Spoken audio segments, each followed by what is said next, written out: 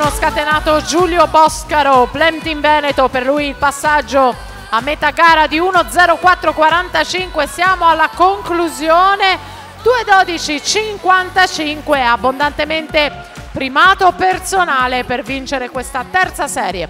Per la serie 2 assente Visentin in 3, nuoteranno Marco Vergari in 1, in 2 Tobia Masetto, Yuri Bondavalli in 4, Manuel Frigo in 5, Filippo Gatti in 6, Filippo Nanto